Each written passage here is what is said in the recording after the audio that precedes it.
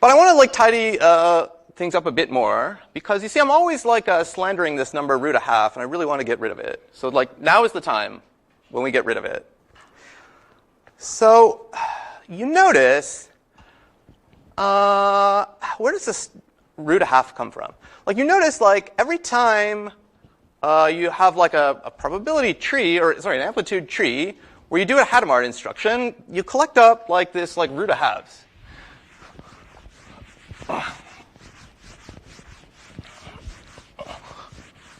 So, you know, you're going along, you're doing some analysis, you know, you have some like, you're like, oh, I have 3 qubits, you know, like this, dot, dot, dot, dot, dot, and then I'm like doing Hadamard on, I don't know, B or something, the second qubit. So you're like, all right, gonna have like root a half, there's gonna be like maybe some minus root a halves, but like literally every single, you know, branch picks up a root a half. And if you have like 5 Hadamard instructions, then like 5 times, like on every row, you'll have like root a halves, like all the way across the row. And you'd be like, you know, when I do that last step of like multiplying along all the branches, I'll be multiplying by root a half like 5 times. So what if you're just like, what if I just don't write the root a half? And then I'll just make like note to self, put in 5 copies of root a half at the end. Okay, this is what I want to now like sanction, like approve of. So this is our bold idea for the day. Maybe just don't write the root a halves.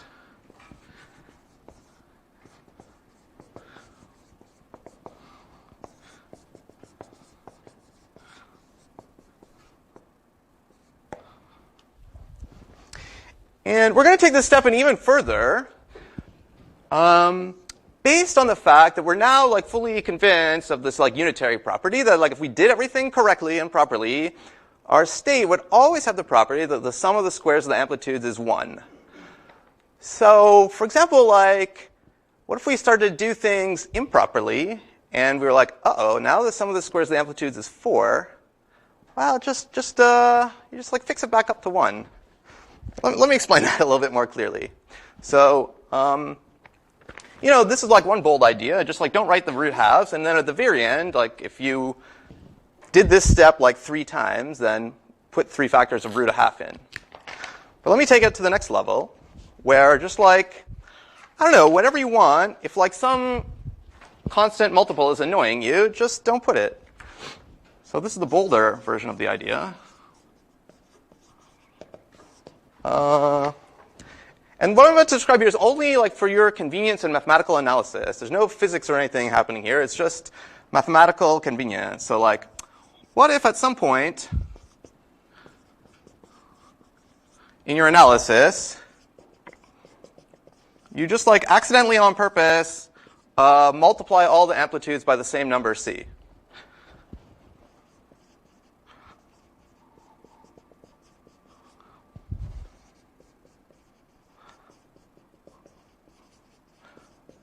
Okay, some constant c of your choice.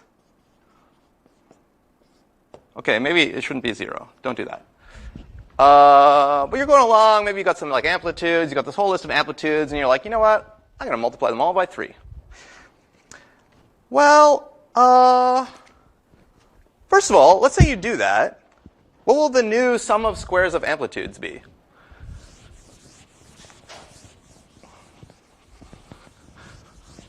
The new sum of squares of amplitudes will be, yes? 9. Yes, that's right. It will go up by a factor of 3 squared. So, you know, then the sum of squares of amplitudes will be not 1 like it's supposed to be, but it'll be like c squared. But like, for example, if you like did this and then like you were halfway through your work, you multiplied all the things by c, and you handed this piece of paper to your friend and said, please continue the calculation for me, your friend would like first like double check that the squares of the amplitudes like added up to 1, and they'd be like, no, it doesn't, it adds up to c squared. But then your friend would just be like, okay, they probably just like multiplied all the amplitudes by c.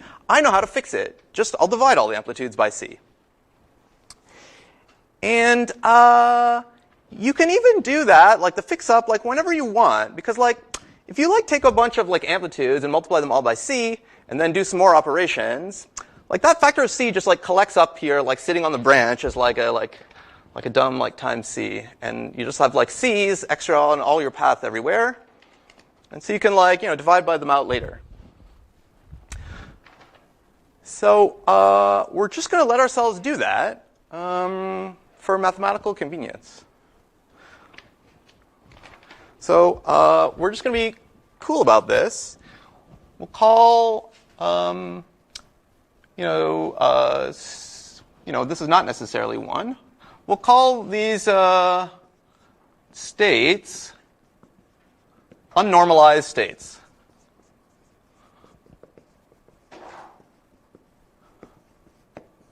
Okay, so an unnormalized state is just like a list of amplitudes for each basic state, but maybe the sum of the squares doesn't equal 1. It equals something else. But the convention here is that this like always stands for like the true quantum state that you get if you just like fixed it back up so that the sum of the squares of the amplitudes is 1 by dividing by the appropriate number. And you can always tell like what number to divide by just by like doing the sum of the squares, and if it's like c squared, then divide by c.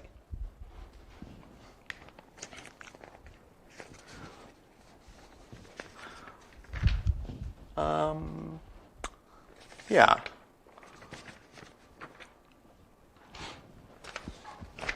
In fact, you saw like when we were checking all the like unitary properties, we never merely checked that if the sum of the squares of the amplitudes coming in was 1, the sum of the squares of the amplitudes coming out was also 1. It always happened to be the case that we were like, whatever the sum of the squares of the amplitudes is coming in, maybe q squared plus r squared plus s squared plus t squared, you get the same sum of the squares of the amplitudes coming out, q squared plus r squared plus s squared plus t squared again. So like if you have like an unnormalized state and you do an operation, yeah, you'll still have an unnormalized state with the same sum of squares of amplitudes. So here's the upshot of all this.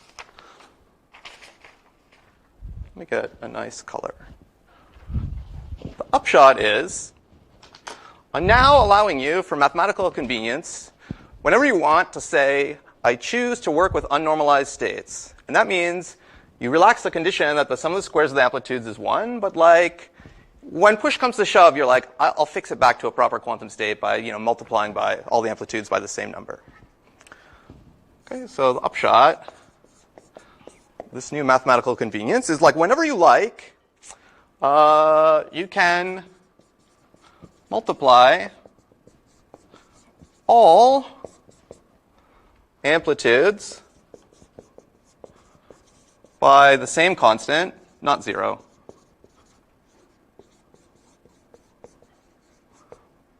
And say, like on your piece of paper, or say to the reader or the person you're talking to, I am working with unnormalized states.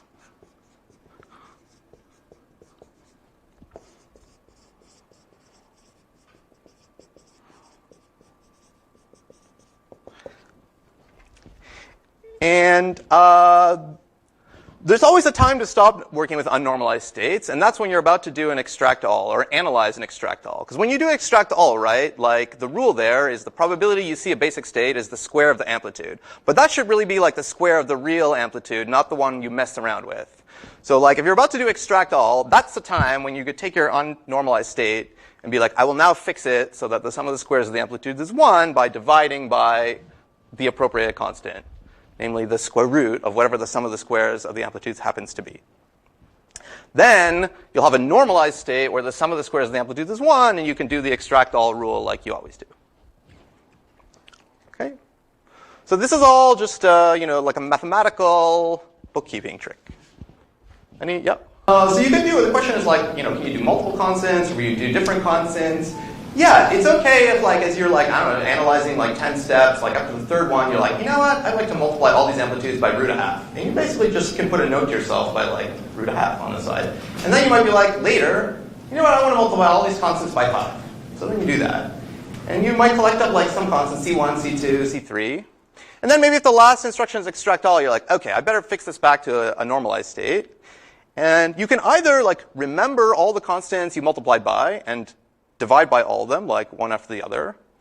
Or you could even forget all of them, because you kind of know what to divide by at the end. You're like, I forget what constants I use, but like you multiply, or you compute the sum of the squares of the amplitudes, and if it's like 64, you're like, okay, time to divide everything by 8. I don't know how I got here. Maybe I did times 2 and times 4 or something, but like this is how I fix it back to 1.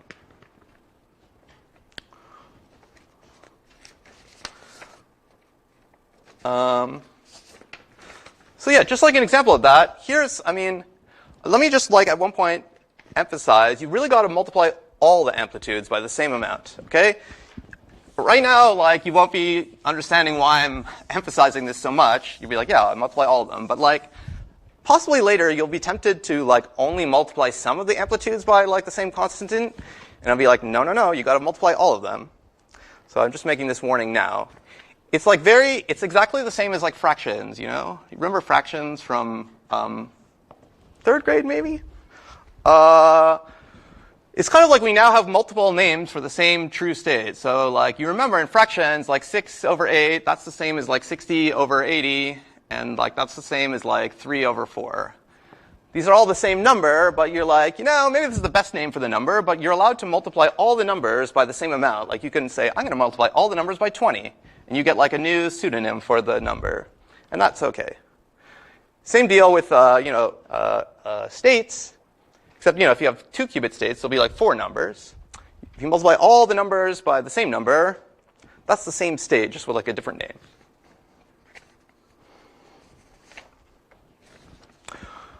Okay, so great. So now we have this like mathematically sanctioned system whereby, if we want, we can like change all the amplitudes by the same constant to make ourselves less annoying. So finally, we're like, great, let's just delete this line out of the stupid Hadamard rule. And then it'll be so nice. And that's like an example of doing this, because, when you apply Hadamard on 1 qubit, every single amplitude gets multiplied by this root-1/2 factor. Like it gets multiplied by root-1/2 here, here, here, here. So we are, by like canceling this out, we do cancel it from like every single amplitude in our computations. So just so it's very clear, I'd like to, when I delete this line, I'd like to give a new name to the instruction. It's the same instruction, it's Hadamard, but like by giving it a new name, like maybe you will remember we're going to work with unnormalized states. So yeah, here's my new name. I call it add indifference. So like, a bunch of times, if I say Hadamard A, I'll be like, you know what, now let's do add indifference A. Add indif on A. Now, this literally, okay, so let me say what this means. What's the definition of this instruction? Well, I'm going to define it just like this. So it's like if the old amplitudes on 0 and 1 are x and y, then the new or outgoing amplitudes on 0 and 1 are x plus y and x minus y. Okay, so it's exactly this definition, but I struck the last multiplied by root-1/2. And like this, I like, because you can remember it. It's very clear. It's very pleasant. It even has like some you can start to try to have like derive some intuitive understanding of it, which is what we like to do in the future. And so often, instead of Hadamard, we'll just think of this instruction. And by writing this instruction, we're reminding ourselves, all right, we switched to this world of like unnormalized states, but it's cool. We know how to handle it. And I do want to emphasize that this is really the same instruction as this. It's just like we're going to do some bookkeeping a little bit differently. So if you see this, it's still the same instruction to operate on your physical qubit the same way you operated on it in Hadamard. It's just we're going to do the math to keep track of what's going on a little different. Okay, so let me emphasize that. This is physically the same as Hadamard A.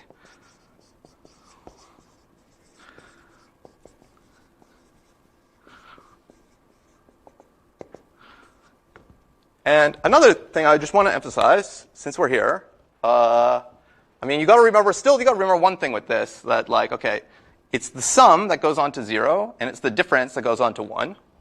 Got to remember that. Moreover, when you're writing down the difference on 1, you're like, wait a minute, is it x minus y or is it y minus x? Well, it's the amount on x minus the amount on y. So somehow, minusing is always associated with 1.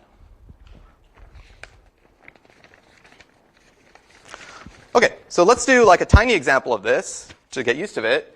And then once we do that, we'll kind of be ready to like actually get into some algorithms. So we'll go back to mystery toggles a little bit, and then we'll actually, in future lectures, really start to do quantum algorithms. But yeah, first a little example. So remember, like once we first learned about Hadamard, we were like, let's do some examples and kind of see the mysteries of Hadamard. Like we had this like quantum coin flip and quantum coin unflip. And one thing we saw is that you have a state and a qubit in state 0, and then you do Hadamard. If you were to measure then, you get a 50-50 result. But if you were to instead Hadamard again, it goes back to basic state 0. That was quantum coin flip, unflip, I think. Well, let's just go over that calculation again with our new mechanism. So like, here's some like example code, you know. Step 1, new qubit A. Step 2, Hadamard on A. Step 3, Hadamard on A. Step 4, extract all. Okay, so this is the code we saw before, and we saw that, you know, if you run this code, it'll 100% of the time print 0. So now let's say, okay, we're going to do it the same way, but like we're going to do add and difference A here, add and difference A here, and that'll make our lives easier. So now, you know, I'm not even going to draw a tree. I'm just going to draw like write like lists of amplitudes. So let's figure out the amplitudes after, you know, the various lines. Line number 1, 2, 3. And there'll be some amplitude on 0, and there'll be some amplitude on 1. Okay, so what are the amplitudes after line 1? Well, after line 1, we've got this new qubit, A. It starts out in basic state 0, so like all one of the amplitude is on 0. There's no amplitude on 1. Okay, now we do add and difference on A. So we're like, oh, great. Here's the rule. The new amplitude on 0 is the sum of these two numbers. That's 1. The new amplitude on 1 is the difference of these two numbers. That's 1. See how much nicer that was? It's nicer. Great. Then we're like, okay, step 3, add and difference on A. Okay. So the new amplitude on 0 is the sum of these two numbers. That's 2. And the new amplitude on 1 is the difference of these two numbers. That's 0. And now we're done. Well, we're almost done. Remember, of course, these are not valid normalized states. These are now unnormalized states. This is like 1 amplitude on 0, 1 amplitude on 1. Here, the sum of the squares of the amplitudes is 2. So if we were to fix it back up to a normalized state, we'd have to multiply all the amplitudes by square root of a half. But we were like, let's not do that. And here, all the amplitudes squares add up to 4. So we're like, yep, it's definitely an unnormalized state. But you can fix it up to a normalized state by dividing all the amplitudes by 2. And let's do that, because like now we're like, oh, time to extract all. This is probably the point where we should like get back to a normalized state. So we'll be like, oh, we'll divide all the amplitudes by 2. And we get back to 1, 0. And that's a proper normalized state. And you see, it's like before. We have like all 1 amplitude on cat 0, and basic state 0, and all no amplitude on basic state 1. Okay, that's the computation. Okay, and so then if we were to extract all, you know, the printing probabilities are just the squares of these. So the printing probs would be like 1 squared, which is 1, 100%, and this is 0 squared, which is 0%.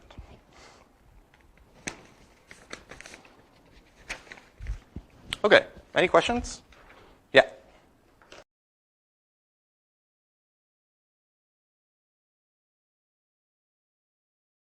Yeah, you can do this. So like, now I think I see what you're saying. Like, at this point, you have like an unnormalized state, and you're like, I want to find out what the printing probabilities for extract all is. Another thing you could say is the printing probabilities are proportional to the squares of the amplitudes. That summarizes everything. So you could be like, I'm going to square all the amplitudes in preparation for extract all and get like 4 and 0, and then say like, oh, the probability of printing each of these things is proportional to these numbers, 4 and 0. That's really just saying like, you better add up those numbers to find the constant of proportionality and divide by that. But that's another way to do the same calculation, yeah.